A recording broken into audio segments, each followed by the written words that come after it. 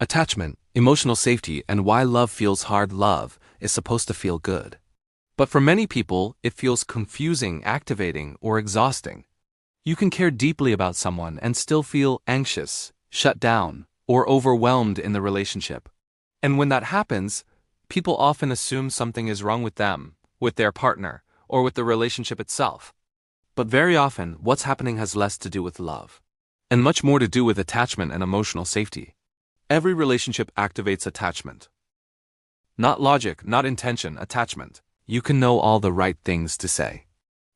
You can want to be calm, mature, and understanding. But when conflict appears, people don't respond as fully resourced adults. They respond as nervous systems shaped by early emotional experience. Attachment lives in the body, not the mind. It's automatic. It's fast. And it's rooted in how safety, closeness, and emotional connection were experienced early in life. Some people learned that closeness was inconsistent, sometimes warm, sometimes withdrawn, sometimes unpredictable.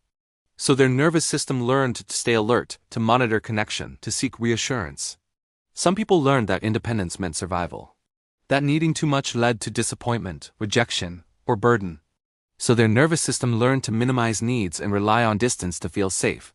Some people learned that emotions created chaos, that big feelings led to conflict, overwhelm, or instability.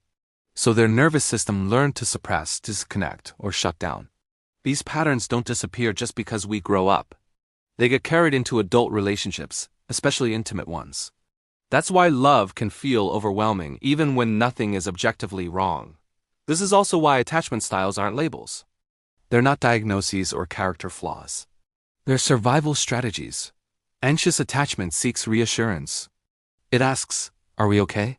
Are you still here? Do I matter?" Not because the person is needy or insecure, but because their nervous system learned that connection could be lost. Avoidant attachment seeks distance. It asks, "How do I stay regulated? How do I keep control? How do I not lose myself?" Not because the person doesn't care, but because their nervous system learned that closeness could feel unsafe or overwhelming. Neither strategy is wrong.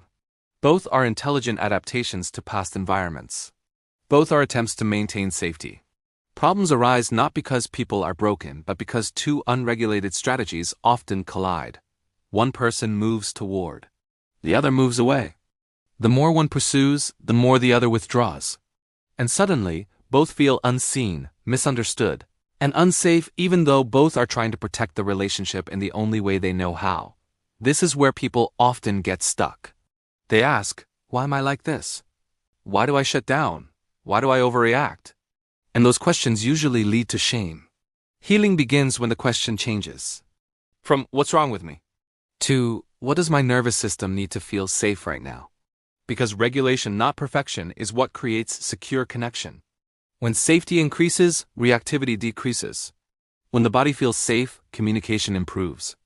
And when people feel safe, they can access empathy, curiosity, and repair. Attachment healing isn't about forcing yourself to be different. It's about learning how to soothe the nervous system, name emotional needs without self-judgment, and build relationships where safety is mutual and intentional. Understanding attachment is not about blame. It's about compassion for yourself and for others. When we recognize that many relational reactions are rooted in survival, we stop personalizing everything. We stop turning protection into pathology.